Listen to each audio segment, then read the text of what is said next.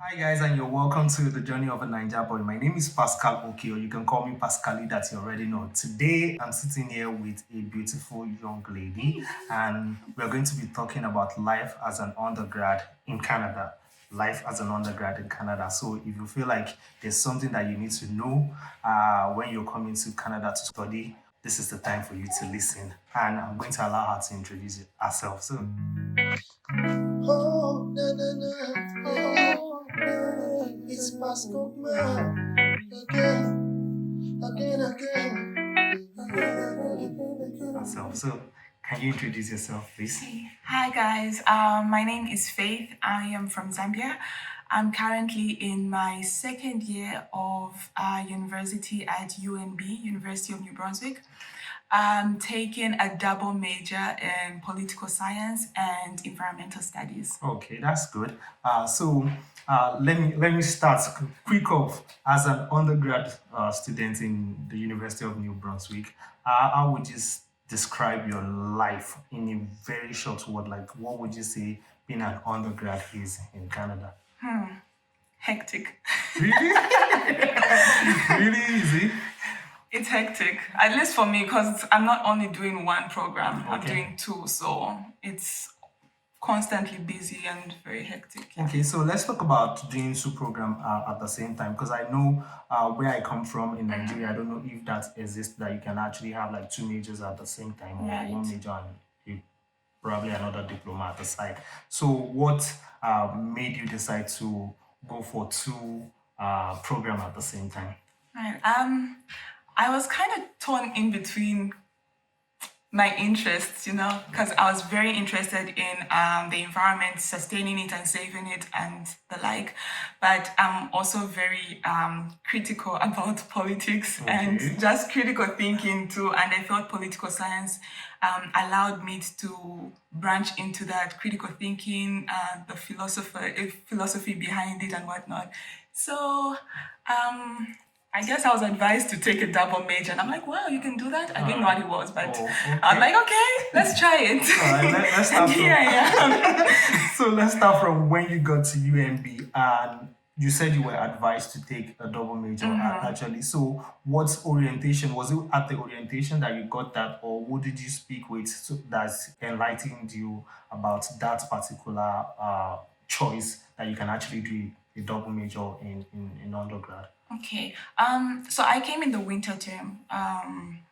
And usually the winter term has an orientation, but it's very small because not many students come during the winter. Okay. So a lot of information was not given to us. So that was like a disadvantage. And I moved between several courses actually. I came in to Canada with the mindset of studying criminology. Okay. And that didn't work out. I went to engineering at a certain point and then moved to forestry. And then I just sat down with one of my friends.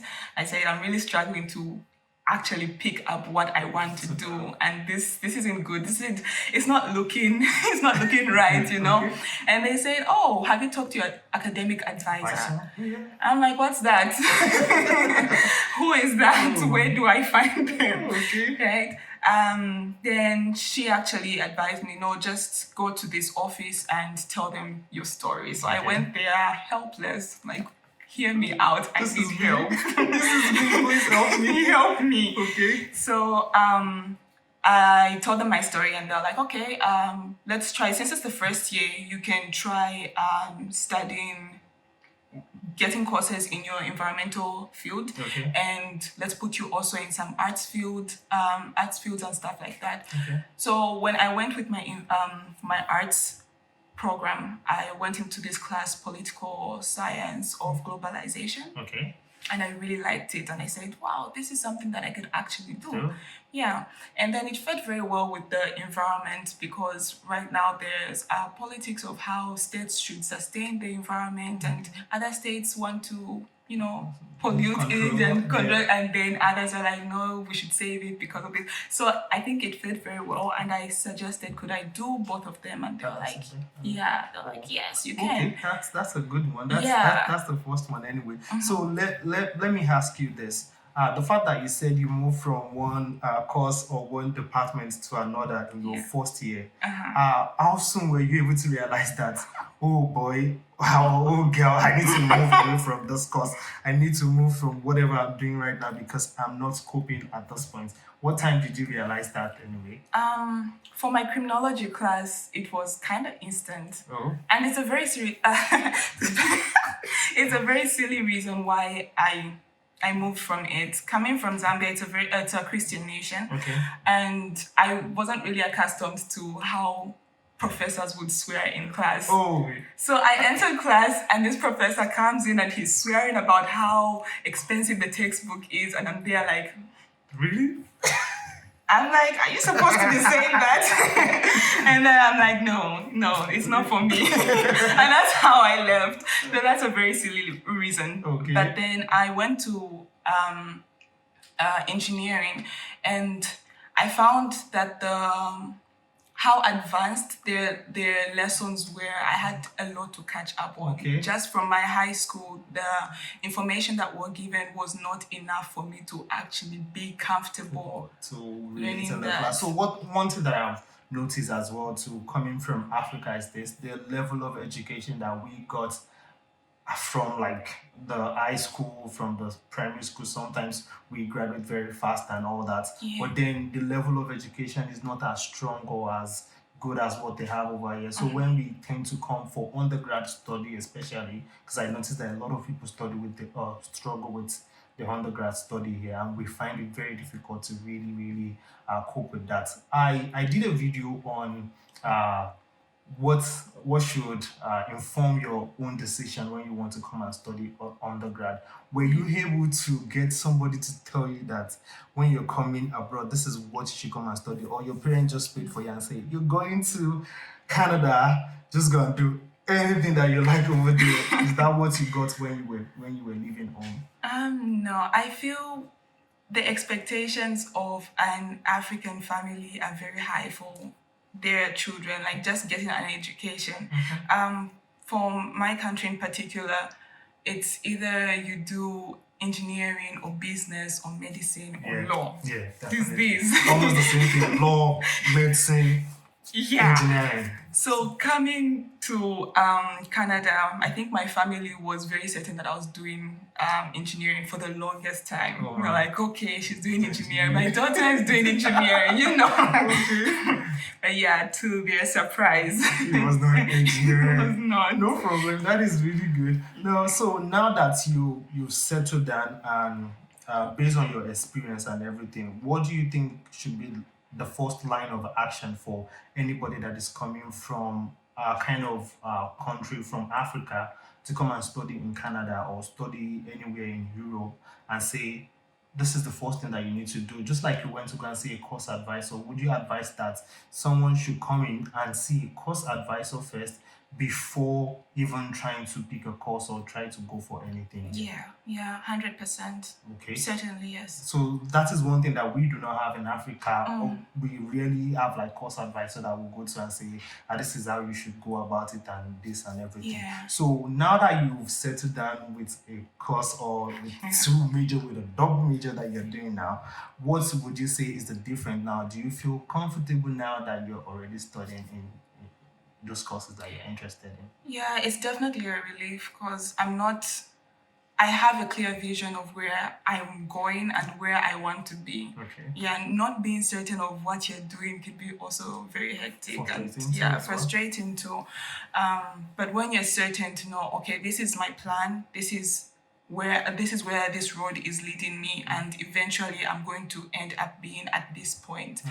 I feel that's even encourages you to study. Yeah. It encourages you to do your best. Yeah. Okay, that's rather than good. when you don't know. So I would assume, I'm just assuming that you left home very young. What would you say adjusting to life in Canada as a teenager or as a young adult that you were when you got here? What would you say was the most difficult thing for you to adjust to when you got here? I finding friends. Really? Honestly, yes. Oh my. Finding friends. I mean, everybody is very welcoming and, I mean, jovial. Yeah. But then finding an inner circle that you can rely on, Yeah. people that you can trust, who you can call when you're bored and when you need help. Yeah.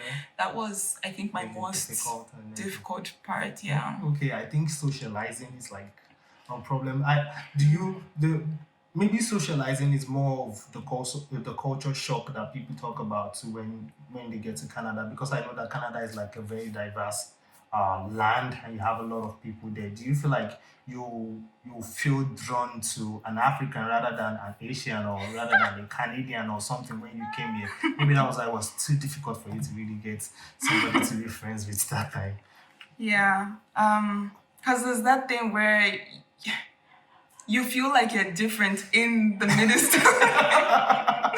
Really? You just feel you're standing out and different, and everybody knows that. So now you're like, Okay, should we say that has something to do with maybe the age at which you got there, or you just feel like, because I wouldn't say it's an inferiority complex. Most Africans are really, really very proud and outgoing people. We're not like an introvert or something. But then when you feel like the reception, you're not sure of the reception that you were going to get from people. Is exactly. That one of the things, yes, right? Yes, that was one of the, because I didn't know how they were going to receive me, or if they are actually receiving me or not. You know, yeah. But once you get comfortable and realize that everybody is the same, yeah, and they like don't think that at all. It's just in your mentality. You'll be good. Let's see, away from all that now. So when it comes to the environment and the weather in Canada, what is the harshest thing, or which of the season do you feel like is the worst that you've ever experienced? Cold, definitely. So which one is it? Do you like winter? Yeah, it will come as a shock to you, but I actually hate the summer. Are you serious? I do not like the summer at all. And why is that? First of all, these mosquitoes here. Really? Oh no. My goodness. The thing is, I don't know, but I think also in Nigeria, right, mosquitoes will only come out at a particular time. Yes, definitely. Right? But here they are 24/7, they'll be everywhere in your face. So you feel like mosquito is here, like, because this is new. People will feel like, oh no, mosquito is not in Canada. Oh, mosquito, but they're like tiny mosquitoes. Because I also had an experience too. Like we have like tiny mosquitoes. Like sometimes you can't even see them. You just get bitten and all that. Yeah. So you have that in the summer, and you feel like that's like the worst thing that can ever happen. Also, the heat. Please tell me about the heat. No, let's talk about this. Do you how the impact of the heat here and the heat in Nigeria? Yes, so this is one thing this is like a big discussion for me though, because in Nigeria there are times that it can actually get very sunny that it will be burning your body to be so scorching and everything. But here too, because we have ash winter, which is the ash cold and everything, very very tough. Then the sun too sometimes can be really tough too as well. So maybe that's the part that you find discomforting and everything. But do you like winter? That means you like winter? No. Because now that you don't like summer, which came as a surprise to me, I guess you like winter. No. I actually like the fall. The fall is like in between and it looks very colorful and pretty. So I like the fall a lot. The winter, just at the beginning when the snow is just coming small. You want to take some Snapchat as a picture. Not when it's the time when we have to start putting jersey upon jersey jackets and no. Okay, well, so let me ask you again. Adjusting to the food, the things that you could easily get in Africa or things that you could easily get at home, do you find them easily accessible over here, or you just have to adjust to new taste of meal too? Especially for the Zambian culture, I feel it's not really represented here because we're such, one or two people here and there from Zambia. So most of the Zambian meals I have not come across at all. Are you serious? So that means you've not eaten any Zambian kind of meal since you've been in Canada? Apart from one local traditional meal, the Shima, I've had that. Yeah. But even we use this special cooking stick. Okay. and You've not found it? I've not found it. So it makes it hard to even cook the meal. Don't worry, maybe somebody will import that for you anyway. No problem. Yeah. So what else would you say that has been something that you really needed to adjust to when you got here? Was there anything that we've not spoken about that I feel like was so different when I got to Canada? I don't have that at home where I came from. Yeah, I feel the level of being polite in a good, like, Africans or Zambians in particular are very direct. Okay. Like, what you see is what you get, you know. Okay. And so here, I find you like have to butter it up, put some sugar before you say it. You know, just don't offend somebody in that Would you way. say like it's a level of hypocrisy or something? I won't say that. But they just have a special way of saying things. You can say it in a good way, but like Don't back say in it. Zambia, they'll just tell you this is This is bad. this is bad. This is stupid. What you're doing, are you down? You know? Yeah. But you can't say that You have to be here. You polite have to over say, here. no, you don't do that and that. So for me, I worked in a place where I was qualified for the job. Yeah. Just that I had to learn how to communicate to people Okay. in a very Right. settle way. Good. I see. So now that you've spoken about working anyway, how easy will you say it was to get a job for you as an undergrad student in Canada? Was it easy? I feel there are a lot of job opportunities. Okay. A lot of job opportunities compared to back home. Okay. Like, I have had 2 jobs while doing my undergraduate, but that was when I was still battling. Yeah. And shuffling different things. Okay. Right now it's kind of hard to balance school and the 2 courses and a job, but I feel like jobs, everybody's like willing to. There's a job for anybody. Yes, if you're willing to work, if you're you willing always to get work, a job too yeah. as well. Okay, which is good anyway. It's been really fun being with you today. I'm really sure this is like the most fun I've had. Like no disrespect to other guests that I've had so far, but this is like the most fun that I've had on this program. So one final word or one word of advice from you for anybody that is watching this video today and they want to come to Canada to study and they want to have an undergrad program. Yeah, what would you say to them right now? Yes, when you come to Canada, Mm-hmm. just be free with everybody. I mean, express if you're in need, reach out to people because they're always there to help you. Okay. Like there's always somebody that will connect you to somebody or would just want to help you. Okay. Best advice is just don't close yourself in a shell and try to do everything on your own because you're in a foreign country. You don't expect to know everything. Right. Okay. So definitely reach out for help when you need it. All right, no problem. So thank you very, very much for coming today. It's been good having you. Thank you for having me. I hope you had a nice time too. I had a great too. time. All Thank right, you. No problem. So guys, till next time that I meet you, if you're new to my channel, please subscribe before you go. I'm trying to reach a 1,000 subscriber. I think Faith also has a YouTube channel too. Maybe you can check Faith out too on YouTube too as well. So subscribe, like this video if it has helped you in one way or the other. Leave your comments down there if you have any question for me and I'll surely get back to you. So till next time that I meet you, have a nice time. Bye.